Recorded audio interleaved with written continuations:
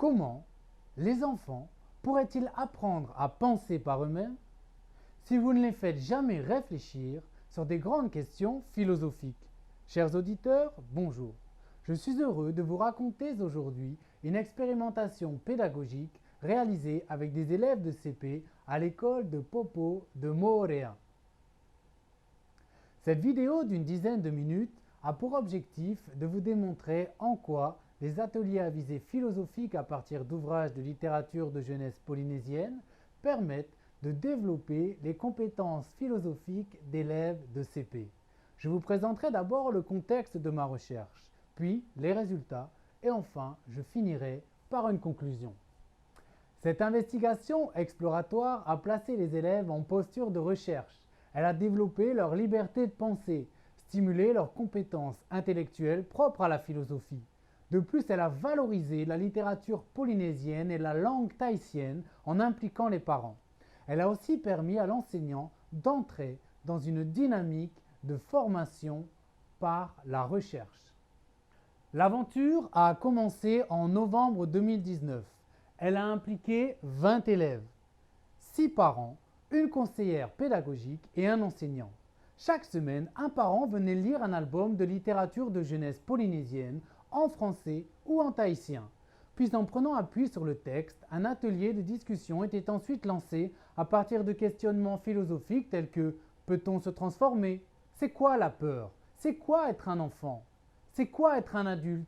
Mais qu'est-ce qu'un ami ?» 8 ateliers ont été filmés, les discussions retranscrites. Les entretiens ont été réalisés avec les parents.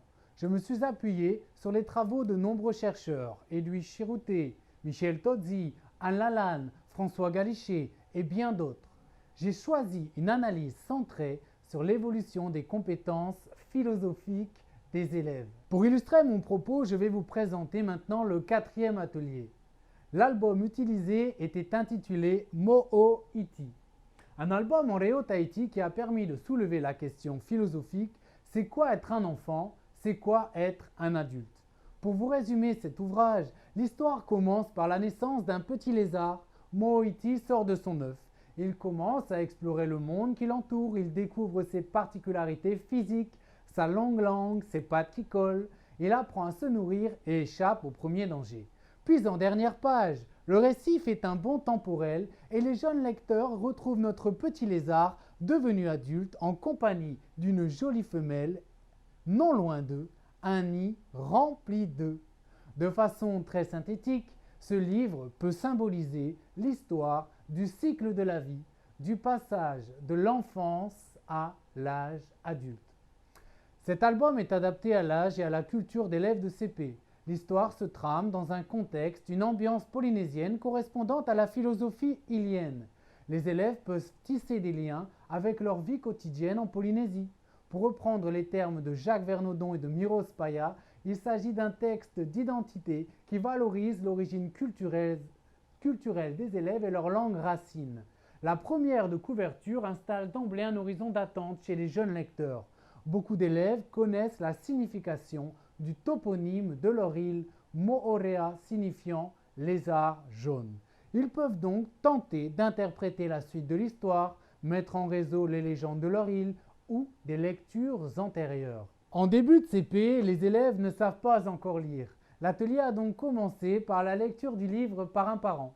Ensuite, l'atelier à visée philosophique était lancé. Philosopher, selon Michel Tozzi, c'est être capable de développer 3 exigences intellectuelles. Tout d'abord, conceptualiser, c'est-à-dire tenter de définir la notion par des exemples, des caractéristiques, des distinctions conceptuelles ou des notions proches. Argumenter, c'est affirmer une thèse, donner des arguments pour la soutenir ou émettre des objections. Problématiser, c'est poser des questions, soulever dans la question ce qui fait polémique, ce qui peut créer la discussion. En analysant les propos des élèves, j'ai été agréablement surpris par la richesse philosophique des échanges. Je vais vous présenter maintenant l'essentiel des résultats. Je vous rappelle que la question posée aux élèves était « C'est quoi être un enfant ? C'est quoi être un adulte ?» Tout d'abord, observons de plus près la compétence de conceptualisation. Les élèves associent l'enfance à l'école, perçue comme une étape nécessaire d'apprentissage. Le travail scolaire serait récompensé dans le futur par la réussite sociale et économique. L'enfant aurait le devoir et un intérêt personnel à écouter ses parents. Il serait récompensé pour ses bonnes actions par les adultes qui en ont la responsabilité. Les élèves perçoivent l'enfant comme un être dépendant, inachevé.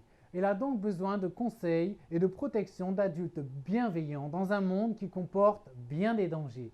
Les élèves associent par ailleurs l'âge adulte au monde du travail, à l'obligation de gagner sa vie. Il symbolise la fin de l'enfance. Devenir riche semble être l'objectif à atteindre pour posséder des biens matériels, maisons, voitures. Être adulte, c'est aussi la possibilité de devenir une célébrité, un personnage médiatique, ce qui démontre une réelle volonté de reconnaissance publique. En outre, un adulte saurait se rendre utile à la communauté en exerçant des métiers dans le domaine de la sécurité, de la justice, policier, militaire, pompier. De surcroît, comme le démontre l'histoire de notre petit lézard, devenir adulte, c'est bien sûr l'âge des relations amoureuses et de la parentalité. Passons à présent, si vous le voulez bien, à la compétence de problématisation. Au cours de la discussion, les élèves ont dit qu'ils ne considèrent pas tous les adultes comme des personnes positives. En effet, certains adultes pourraient avoir des comportements malveillants, commettre des crimes et des délits. L'âge adulte ne garantirait donc pas la sagesse. Une élève mentionne même que les comportements extrêmes de certains adultes peuvent perturber le développement harmonieux de l'enfant et même son apprentissage. En outre, certains élèves semblent irrités par le comportement irresponsable de certains adultes qui détruiraient notre planète. L'adulte aurait un devoir de protection de l'environnement. Les élèves ont une conscience écologique et une notion de responsabilité individuelle et collective. De surcroît, devenir adulte permettrait de braver les interdits de l'enfance, consommation d'alcool, de tabac. Les enfants ont compris que des comportements addictifs sont présents chez les adultes malgré leur nocivité sur le plan sanitaire. Ils s'inquiètent pour la santé de leurs parents, mais surtout pour leur éventuel décès prématuré qui les laisserait orphelins sans ressources. Terminons maintenant par la compétence d'argumentation. Pour certains élèves, l'âge adulte est synonyme d'amour et la formation d'un couple serait incontournable. Un autre élève réfute ce propos au nom du libre arbitre, de la liberté d'aimer. En outre, un élève mentionne le fait que grandir se réaliserait par étapes successives. Il fait référence aux différents stades de la vie: la naissance, l'enfance, l'âge adulte, la vieillesse et la mort. Un autre élève illustre ce propos par une échelle d'âge mesurant la vie d'un homme. Les élèves ont donc bien compris que rien n'est éternel, que personne n'est immortel, que la vie s'écoule comme un sablier de façon irréversible. De surcroît, au cours de la discussion, un élève affirme que les grandes personnes doivent travailler très dur. Cette thèse est soutenue par de nombreux arguments émis par d'autres élèves. Cependant, deux élèves émettent des objections en plébiscitant l'importance des vacances et de la retraite pour éviter le surmenage et pouvoir quand même profiter de la vie. À travers cet exposé, j'espère avoir écarté vos doutes. Oui, les élèves ont répondu aux 3 exigences intellectuelles propres à la philosophie.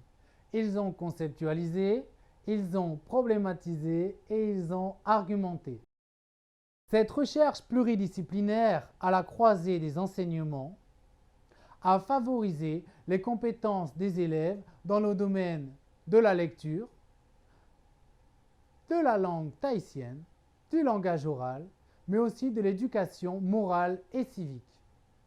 En effet, grâce à ces ateliers, les élèves apprennent à respecter autrui. Ils sont sensibilisés aux valeurs républicaines et développent leur esprit critique. À travers le récit de mon expérimentation pédagogique, j'espère vous avoir convaincu.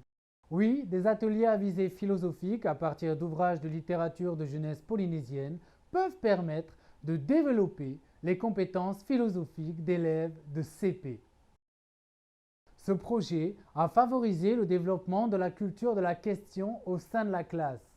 L'utilisation d'un corpus de littérature de jeunesse polynésienne a valorisé le patrimoine culturel, littéraire et linguistique polynésien.